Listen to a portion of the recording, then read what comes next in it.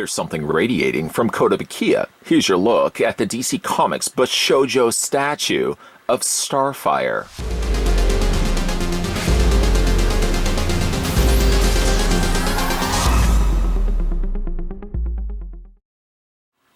This is the second edition release of the 1/7 scale pre-painted figure of Starfire. Kotobukiya brings you a new art collection designed by Shinya Yamashita, a well-known Japanese illustrator and game designer, famous for his beautiful female characters.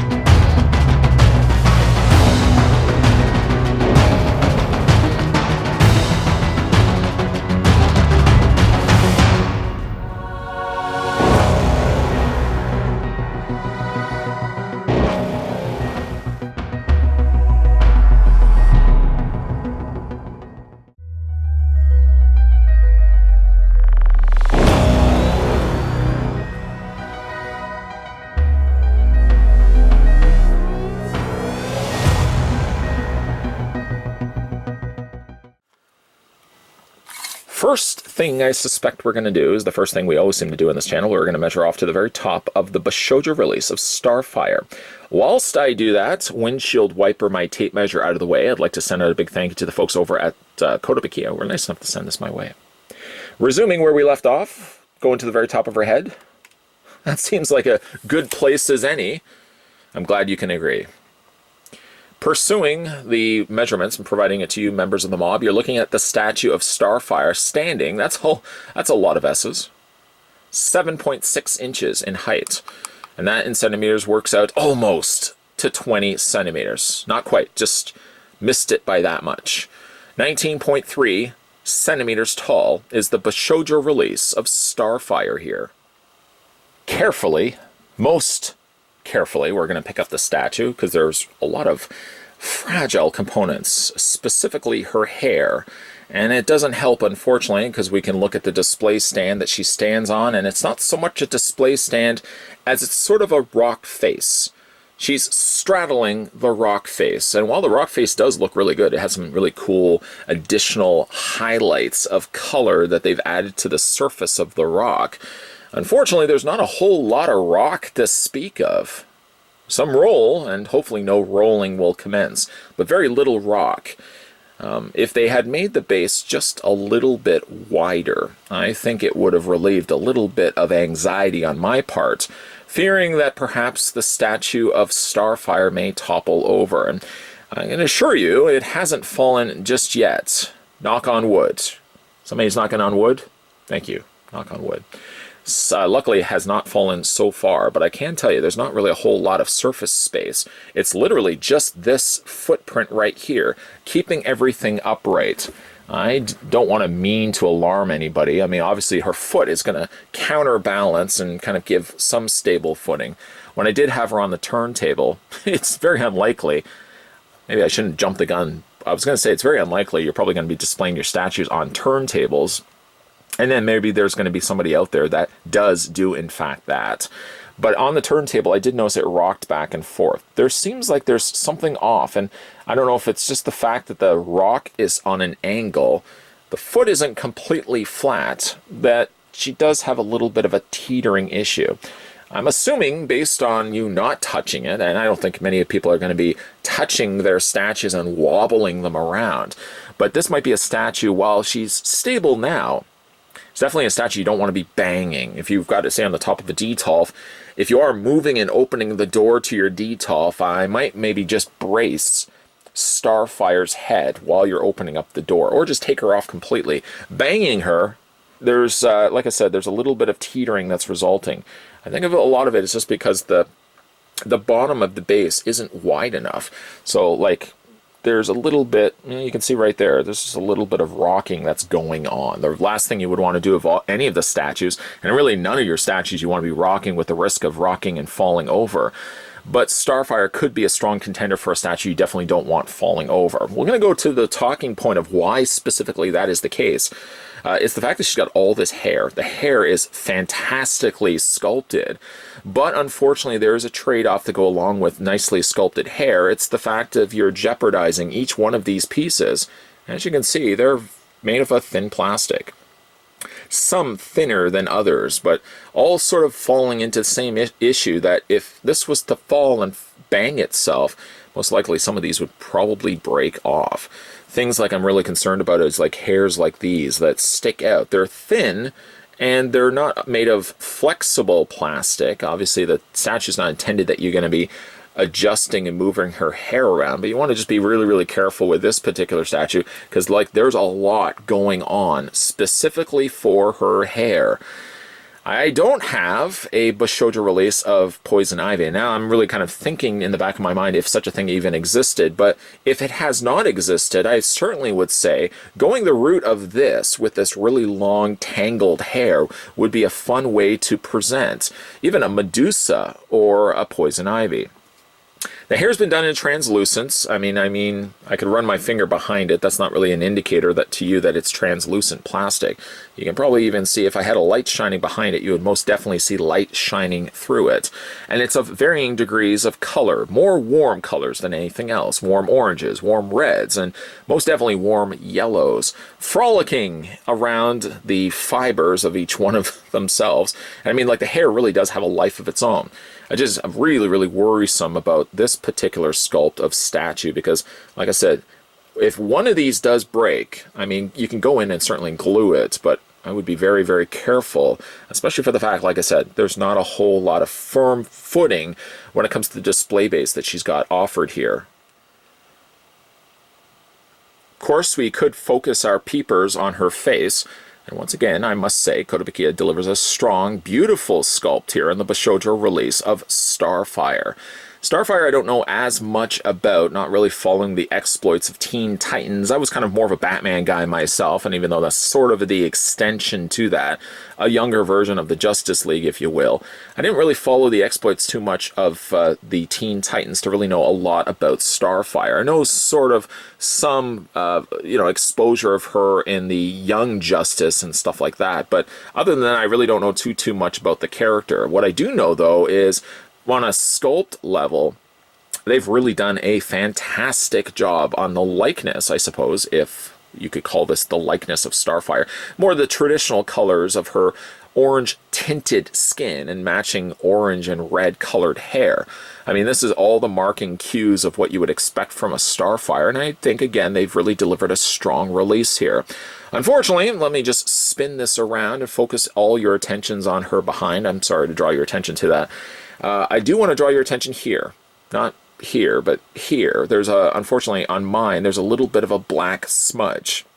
I don't really know where that came from. I gotta believe it came out of the packaging like that, and I'm gonna see if I can try to rub that off. I'm not gonna spend a whole lot of time rubbing that off of her thigh, but definitely gonna want to try to get that paint off. Luckily for me, it's not something that I'm gonna see from the front of the statue, which is likely where you're gonna be displaying it. If you are somebody that likes displaying your statues from the front, an exquisitely beautiful sculpted front is what you're gonna be seeing here. A nice airbrushing of colors.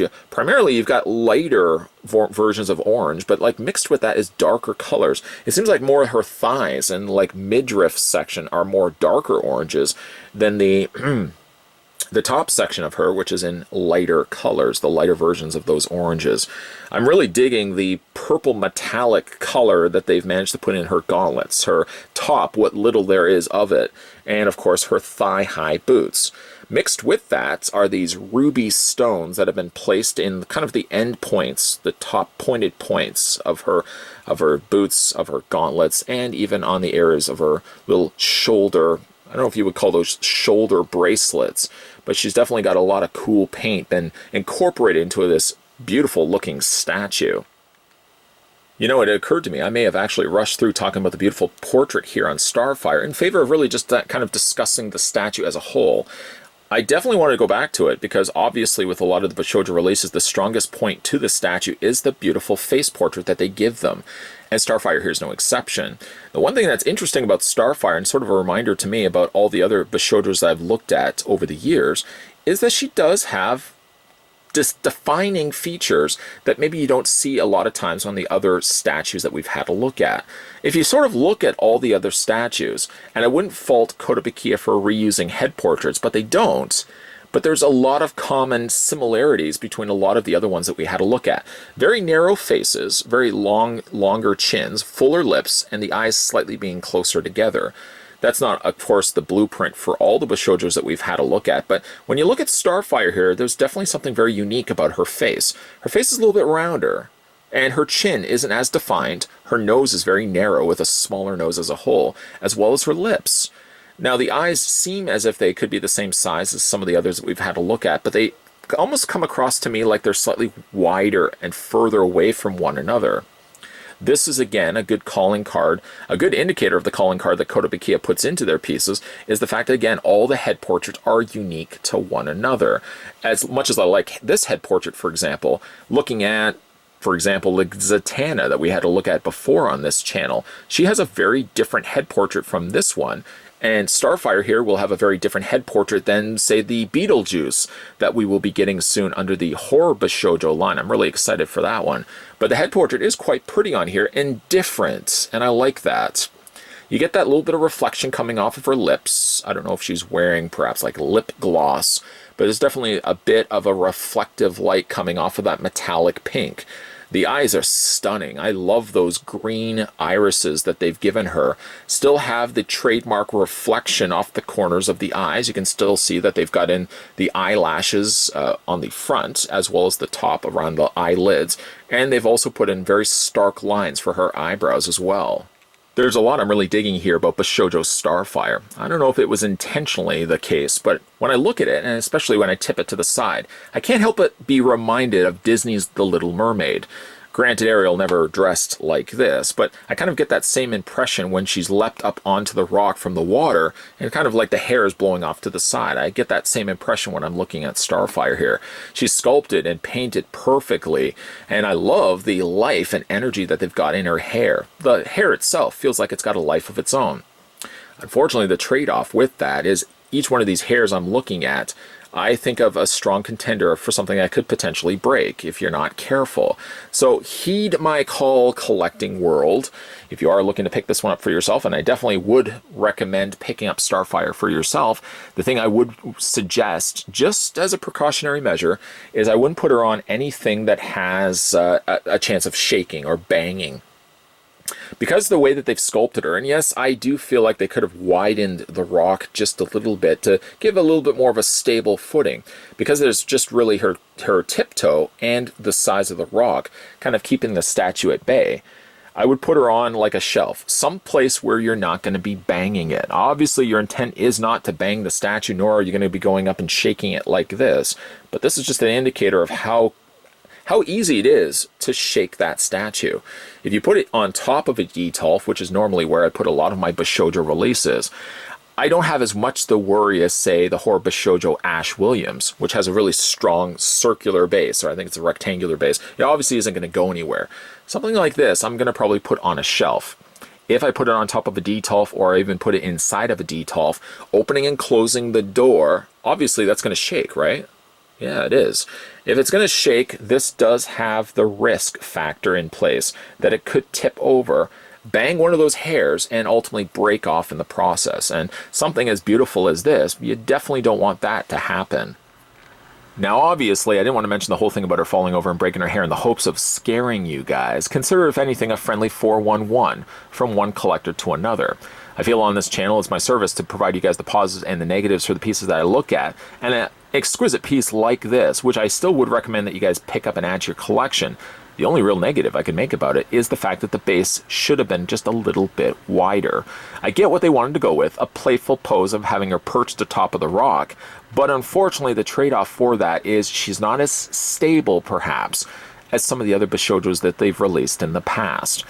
having enough of these in my collection, I can tell you that one of two things usually either happens. The Bishoujos are fine to stand on their own and they have strong enough stable footing, or cases like, for example, the Bishoujo Freddy Krueger couldn't stand on her own, but they gave her a wide enough base that you put it on there, and I'm not going to have any issues with that figure falling over. Careful consideration, I should say, would be recommended if you are looking to add this one to your collection. Not from the standpoint that you're going to be disappointed because you're really going to like how this one looks in your collection, but just be mindful whereabouts you're going to be putting it when you get it home. For myself included, I'm considering where I'm going to be putting it, and I'm probably going to put it on either a floating shelf, something I'm never going to move, or I'm going to put it on a table, something again I'm never going to move. Putting it inside of a detolf or on top of a detolf might be a bad idea, especially if it's something that has other things in there that you'd like to go to on a regular basis. If you're opening and closing the door, that means moving, and that means movement, and that means the possibility that this could get nudged and shifted in a way that it's going to fall over. And the last thing I certainly would want is for such a beautiful piece like this to have anything broken on it because she wobbled a little bit too much based on whereabouts you put her. So I would say again, if you're looking to pick up this one for yourself, and I would highly recommend that you do, just be careful whereabouts you're gonna put her. If you have managed to pick up this one for yourself, let me know down below in the comments section what you guys think of the DC Comics Bishoujo release of Starfire. And I also would like to send out a big thank you to the folks over at Kotobukiya who were nice enough to send this my way. If you guys want to go back and have a look at some of my other Kotobukiya reviews, whether it be the Artifacts releases, whether it be the Bishoujo releases, or just you like Kotobukiya in general, check out my playlist that will have everything I've reviewed up to this point, and all future reviews will be there as well. While you're also at it, if you haven't done so already, make sure you hit that subscribe button, and periodically, after you finish these reviews, I would recommend maybe heading on over to the home page, see if there's any videos that you may have missed along the way. It's the best way, especially going into the 2020 YouTube, where you really don't know the landscape of that thus far. It's the best way to guarantee you that if there's anything you feel you may have missed, everything will be presently in front of you on the home page. And in the meantime, keep your peepers peeled, because certainly there's going to be a whole bunch of new reviews coming onto this channel, and there's going to be a bunch of statue reviews. So if you're into the fancy of statues, there's going to be a whole bunch of videos still coming your way. So keep your peepers peeled. As always, guys, thanks for watching, and I'll see you guys next time.